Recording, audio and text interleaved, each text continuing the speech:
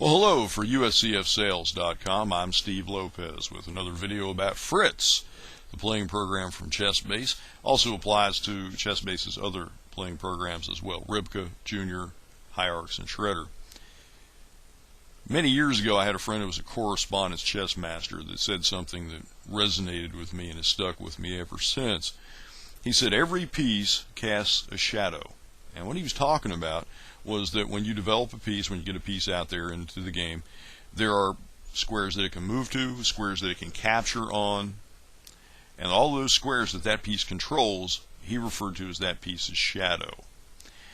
The entire basis of combination play, the entire basis of controlling space, hinges on these shadows. So you need to be able to see these things. It's called visualization. It's part of visualization anyway.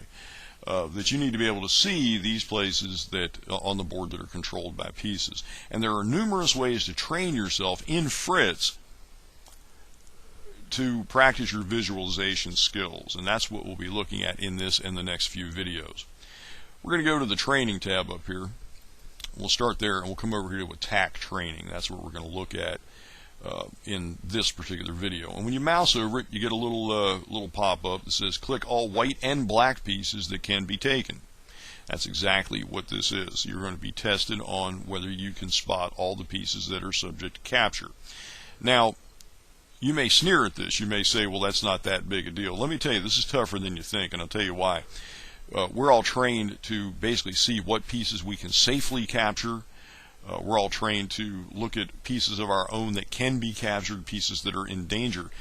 But people always are surprised when, say, Alexei Shirov does this amazing rook sacrifice or even a queen sacrifice that wins the game. And the reason why Shirov sees these things is his visualization skills. He looks at everything that can be taken, not just, oh, well, I'm not going to take that pawn with the queen because I would lose a queen for a pawn, and not look any farther and see the follow-up that might win the game. So attack training, this is going to help you see every piece on the board that can be taken, and this can help you with your visualization skills for things like sacrifices and combinations. So you'll begin by clicking on attack training, and you'll get this dialog. First, you get your instructions, of course. Click all white and black pieces that can be taken. You may pick any database at all that you want to use. What this feature does is just pull positions up from an existing game database. So if you have, for example, I have Mega Database 2011, I'm going to use that database. If you want to change the database, in fact, I think the default is no database at all, so you'll need to pick one. Click on this button, and this brings up the Windows File Select dialog, and you can just go to Computer, and then it would drive any folder and pick an existing database. So you need to pick a database first. I'm going to use the Mega Database. Note that this feature and the other ones like it, the visualization training features, do not change your database. They don't do a thing to it. They don't alter anything. They don't hurt anything. They don't change anything. So don't worry about that. You can just use a database and no problem. There's going to be no effect.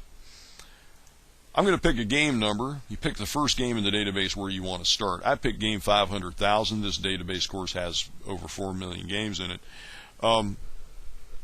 Depends on the size of your database. Obviously, the default would probably be 1, but you can change it to any number. So I'm going to start at game 500,000 in the database. Then there's a time setting. The default is 1 minute. What you're going to try to do is click all white and black pieces that can be taken. Do as many of these as you can in whatever time you set. I'm going to set it for 3 minutes because I'm going to talk a little bit while we're doing it.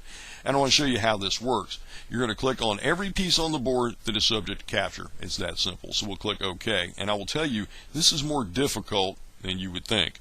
This queen can be taken by this pawn, and likewise the queen can take the pawn. The queen can take this pawn. You got a bishop here that can be taken by this rook. Notice the board is reversed, by the way. This is looking at it from the black viewpoint. The rook can take the bishop. The knight can take the pawn. This pawn can take this bishop. The bishop can take the pawn. This pawn can take this pawn. Rook can take the knight. Rook can take the pawn. And I'm still missing one. When you've done them all, when you've picked out every piece that can be captured, the software will kick you right into the next position, kick you into the next game, and throw up another position for you. Like I said, I'm missing something. There's one that I'm missing because it hasn't automatically kicked into the next position yet. And I'm missing, it's going to be something just dreadfully obvious, I know. But this is harder than you would think, than you would expect it to be.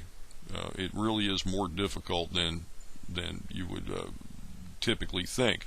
So don't sneer at this and kind of go poo-poo and think that you're above this. Believe me, even for an experienced player like myself, this is often very difficult to just pick out a random position and just spot everything that can be captured. I'll give up on this one. I'll just show you what happens. If you get to a point where you can't find that last piece that can be captured, that last bit of material, if you click stop, there we have, this bishop could take this pawn. That was the only one that I was missing. So that will show you in yellow the one that you missed. Then you just go back up to training if you gave up on a position, to go to attack training and start another one. It'll increment to the next game. Just pick another 3-minute increment and begin again. Again, we're doing this from the black standpoint, which always makes this more difficult.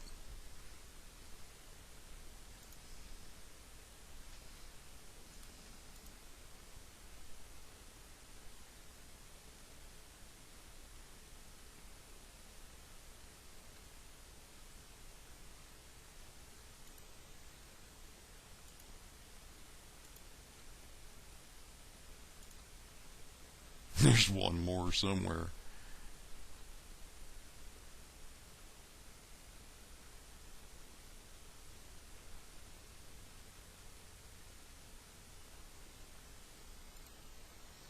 And here we have the bishop can take this pawn. What does this tell me already? If you've noticed, I've done 2 of these and I've missed a pawn that can be captured long distance by a bishop in both games. That immediately tells me something right there about my visualization skills. I need to look at diagonals. I need to look at where bishops can capture from a distance. So immediately, just doing 2 of these positions, I already learned something about my own visualization. And I believe this can likewise help you.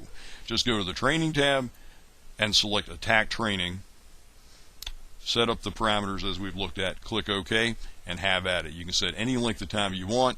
Just pick any game from, depending on the size of the database, and have at it. And as you go along, it will improve your visualization skills, and your failures will also tell you something about what you need to look for in the remainder of your visualization training.